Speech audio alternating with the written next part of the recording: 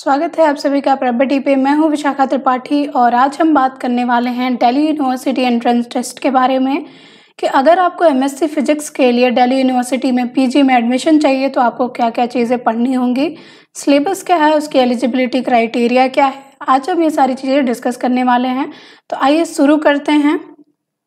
तो सबसे पहले अगर आपको एमएससी फिजिक्स में एडमिशन लेना है तो ये एग्ज़ाम दोनों होता है, यानी कि मेरिट बेस्ड भी होता है और एंट्रेंस बेस्ड होता है।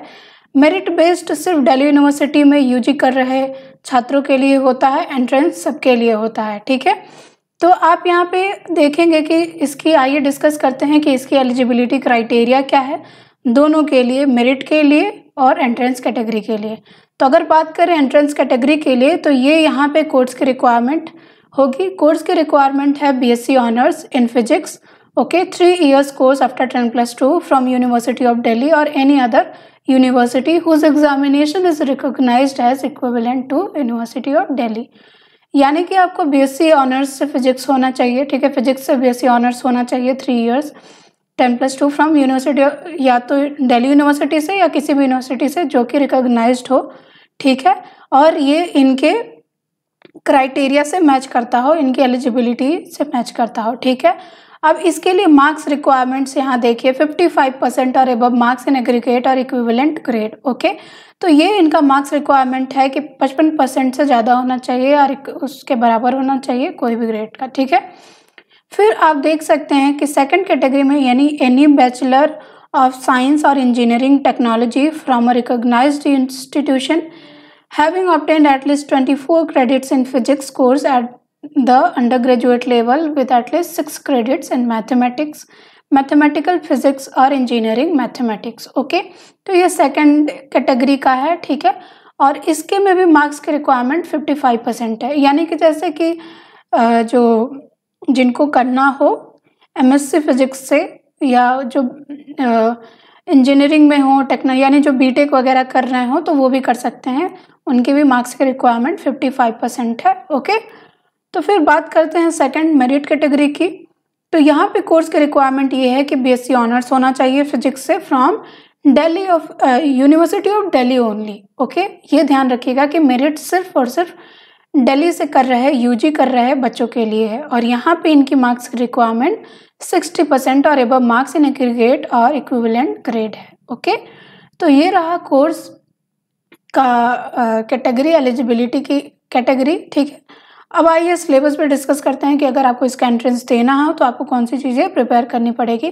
सबसे पहले बता दूं तो आपका मैथ्स स्ट्रांग होना चाहिए, क्योंकि आप फिजिक्स हैं तो बेसिकली होगा भी आपका मैथ्स स्ट्रांग, तभी किसी डिसीजन के साथ ही आप इस पे पहुँचे होंगे कि आपको एमएससी फिजिक्स से एंट्रेंस देना है। तो आइए देखते हैं।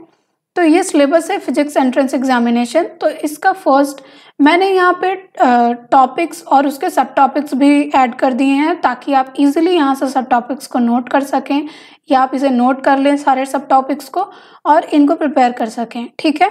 तो यहाँ पे मैथमेटिकल मेथड्स को बहुत इंपॉर्टेंटली पढ़ना है, कैलकुलस और single and multiple variable, partial derivatives, Jacobian, imperfect and perfect differential, Taylor expansion और vector algebra, vector calculus, multiple integrals etcetera.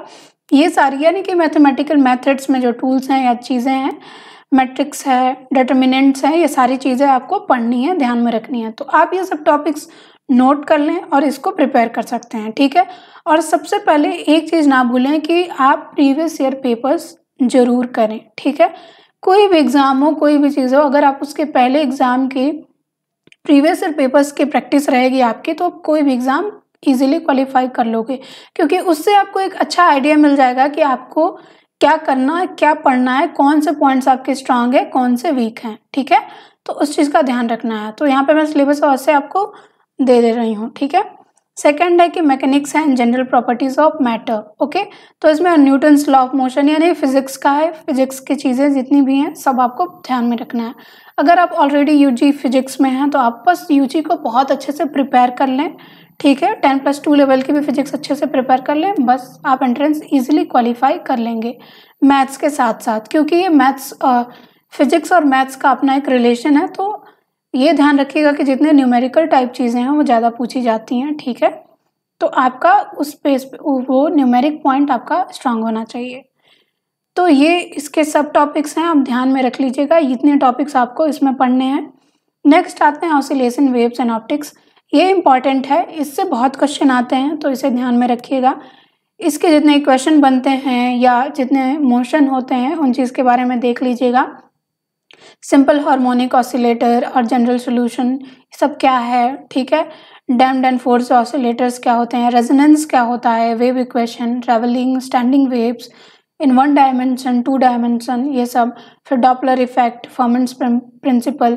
तो ये देखिए जितने भी साइंटिस्ट के नेम पे जितने भी लॉज हैं, रूल्स हैं, ठीक है ना, साइंटिफिक चीज़ें जितनी हैं उसको ज़्यादा पढ़िएगा, ध्यान में रखिएगा, क्योंकि वो पूछी जाती हैं। ओके, और जैसे रेलाइट क्राइटेरिया, रिजॉल्विंग पावर्स, इन सब चीज़ों के बारे में आप पढ़ लेंगे। ये सब टॉपिक्स आप नोट कर लीजिएगा। पोलराइजेशन क्या है, डिफरेंशियल ग्रेटिंग्स क्या है, रिफ्रैक्शन एंड ऑप्टिकल रोटेशन क्या होता है, इन चीज़ों को। ओके, नेक्स्ट बढ़ते हैं electricity and magnetism, Coulomb's law, Gauss law. Okay, तो ये गॉस लॉ, कूलम्ब्स लॉ या इलेक्ट्रिसिटी एंड मैग्नेटिज्म, ये चीज़ों को ध्यान में रखिएगा। जितने भी लॉज हैं साइंटिस्ट के नाम पे, मैं रिपीट कर रही हूँ, उसे ध्यान में रखिएगा, ठीक है।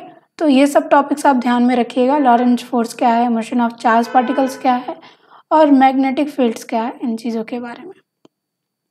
नेक्स्ट आते हैं kinetic theory. Thermodynamics is a very important topic. Thermodynamics से बहुत इजीली और बहुत ज़्यादा मात्रा में क्वेश्चन बनते हैं, तो थर्मोडायनेमिक्स आपको स्ट्रांग करना चाहिए। इससे क्वेश्चन भी बहुत ज़्यादा आते हैं और ये बहुत ब्रॉड है, तो इसमें आप इजीली इसको अच्छे से ध्यान से पढ़िएगा। थोड़ा टफ पड़ता है, लेकिन आप पढ़ लेंगे तो हो जाएगा। ओके, तो आपको बस ध्यान रखना है कि आपको प्रीवियस ईयर पेपर्स प्रिपेयर करने हैं, यहाँ से टॉपिक लेके टॉपिक्स को प्रिपेयर कर लेना है।